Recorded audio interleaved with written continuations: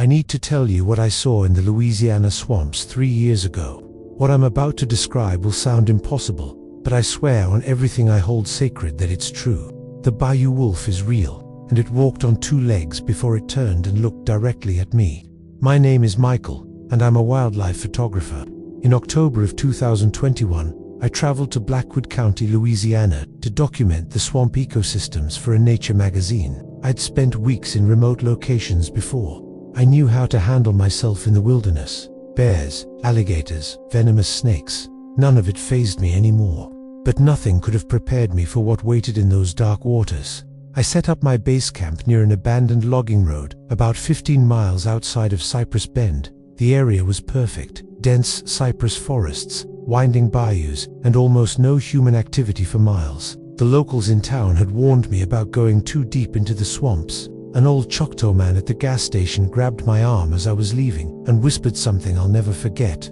He said the forest has teeth now, and it's been hungry for a very long time. I laughed it off as local superstition. I wish I hadn't. The first 3 days were completely normal. I photographed herons, captured some incredible shots of alligators at dawn, and recorded the sounds of the swamp at night for my audio archive. But on the 4th night, something changed. The usual symphony of frogs and crickets that had lulled me to sleep every night suddenly stopped. The silence was so complete, it felt like the air itself was holding its breath. I sat up in my tent, heart pounding for reasons I couldn't explain.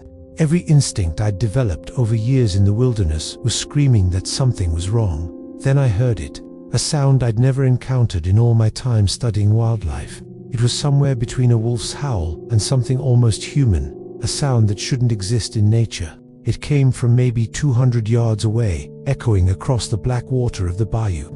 My hands were shaking as I grabbed my flashlight and camera. I know what you're thinking. Why would I go toward the sound? Professional curiosity mixed with pure stupidity, I suppose. I thought maybe it was an injured animal I could help, or at least document. I left my tent and moved carefully through the darkness, following the narrow trail that ran alongside the water. Spanish moss hung from the trees like ghostly fingers, and the beam of my flashlight seemed pathetically small. That's when I saw the tracks. They were pressed deep into the mud near the water's edge. At first glance, they looked canine, like a large wolf, or maybe a massive dog, but something about them was wrong. Some prints showed for toes like a normal canid, but others, the ones that were deeper and more deliberate, showed something that made my blood run cold. They looked almost like human footprints. Elongated and distorted, yes, but unmistakably bipedal. Whatever made these tracks had been walking on 2 legs. I was crouched down examining the prints when I felt it. That primal sensation of being watched that we've inherited from our ancient ancestors. I slowly raised my head and pointed my flashlight toward the tree line about 50 feet ahead. 2 yellow eyes reflected back at me from the darkness. At first, I thought it was a deer or maybe a coyote caught in my light. But then the creature stepped forward into a shaft of moonlight, filtering through the cypress trees. My mind struggled to process what I was seeing. It was massive, easily 6.5 feet tall, even in its slightly hunched posture. The body was powerfully built and covered in dark matted fur. But the head, God, the head was what froze me in place. It was wolf-like, but somehow wrong, too elongated, too intelligent in the way it held itself. The snout was filled with teeth that gleamed white in the darkness, and it was standing on 2 legs, not like a bear briefly rising up on its haunches. This thing was standing upright with purpose, with balance, like it was comfortable in that position. We stared at each other for what felt like an eternity, but was probably only 10 seconds. I couldn't move, couldn't breathe, couldn't think beyond the raw terror coursing through my veins. Then it tilted its head slightly, studying me with those burning yellow eyes. And I realized with absolute certainty that it was deciding whether or not to kill me. That thought broke the paralysis. I stumbled backward, my flashlight beam swinging wildly. The creature dropped to all fours with a fluid grace that was somehow more terrifying than seeing it walk upright. It began moving toward me, not running but walking with deliberate steps. Each footfall was almost silent despite its size. I could hear its breathing now, deep and steady. Like a predator that knows its prey has nowhere to run. I did the only thing I could. I ran. I crashed through the underbrush, branches tearing at my face and arms. Behind me, I could hear it following, sometimes on 4 legs, sometimes, impossibly, on 2. My tent was less than 100 yards away, but it felt like miles. My lungs burned and my legs screamed in protest, but pure adrenaline kept me moving. I burst into my campsite and dove into my tent, zipping it closed with shaking hands. I know how ridiculous that sounds now, like a thin layer of nylon could protect me from what I'd just seen. But in that moment of pure panic, it was all I had. I sat in that tent for the rest of the night, with my hunting knife in one hand and my phone in the other. Though I had no signal to call for help, I could hear it outside, circling my camp, occasionally stopping as if considering whether to come closer. Once, I heard it breathing right outside the tent wall, so close I could feel the warmth of its breath through the fabric, but it never attacked. As dawn broke and the first light filtered through the trees, the sounds finally stopped. When I worked up the courage to look outside, it was gone. Only the tracks remained, circling my campsite in a pattern that looked disturbingly intentional, like it had been guarding me rather than hunting me. I packed up my equipment in under 20 minutes and drove straight back to town. I didn't stop until I was in the parking lot of a diner in Bogalusa, hands still shaking around a cup of coffee. That's when I started researching, and that's when I learned I wasn't alone. The Bayou wolf has been seen in this area for over 130 years. I found dozens of accounts, some documented in old newspapers, others shared on cryptid forums and local history websites. In 1968, a night watchman at an old lumber mill near where I'd been camping reported seeing the exact same creature. He described it as having the build of a bear, but walking upright like a man. The similarities to what I'd seen were impossible to ignore. He said it moved along the fence line of the mill property before disappearing into the swamp, and he never worked another night shift without carrying a rifle. Then I found Sarah's story from 1990.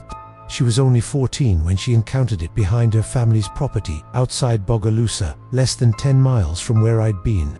She'd been sneaking toward an old barn when she saw something massive pacing inside. When it turned toward her, she saw its wolf-like face through the gaps in the wooden boards. She ran home screaming, and the next morning neighbors reported seeing a creature they described as a dog the size of a buffalo. The sheriff investigated but found only strange tracks that seemed to show something walking on both 2 legs and 4. In 2011, a woman named Linda had the creature run across the highway in front of her truck near Lafayette, Bayou. She described it as wolf-like but grotesquely oversized, with the front of its body much higher than the back. She said what disturbed her most wasn't just its size but the intelligence she saw in the way it moved. It wasn't acting on animal instinct, it was thinking, planning, aware. The first documented sighting happened in 1892, right here in Blackwood County.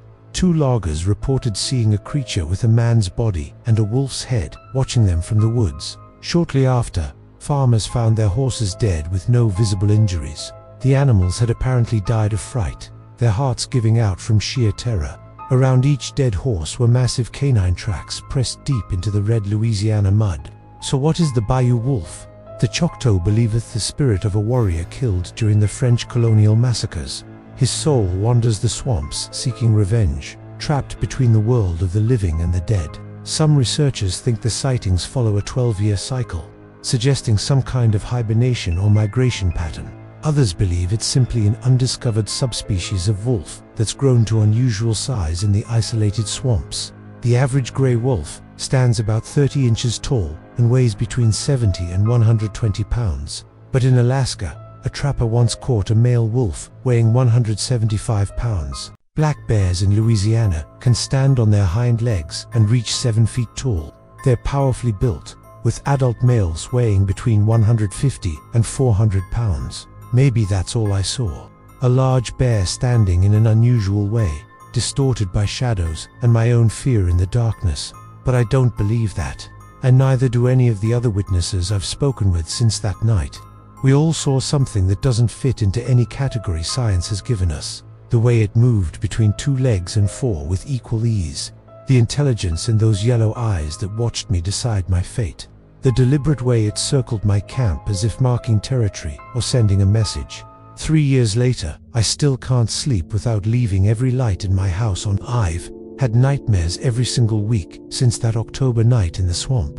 Sometimes I dream that I'm back in that tent, hearing its breathing through the fabric. Sometimes I dream that I didn't run fast enough, and I feel its hot breath on my neck as it catches me. But the worst dreams are the ones where I'm back in the diner parking lot, drinking coffee and trying to convince myself it wasn't real, because I wake up knowing that it was.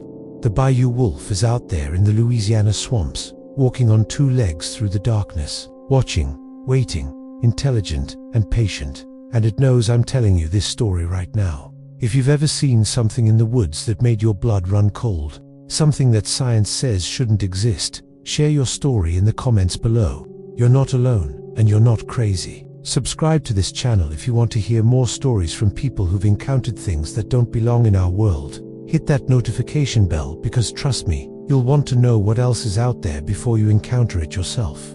Keep your lights on tonight, lock your doors, and if you ever find yourself in the Louisiana bayous after dark, remember what the old Choctaw man told me. The forest has teeth now, and it's always hungry.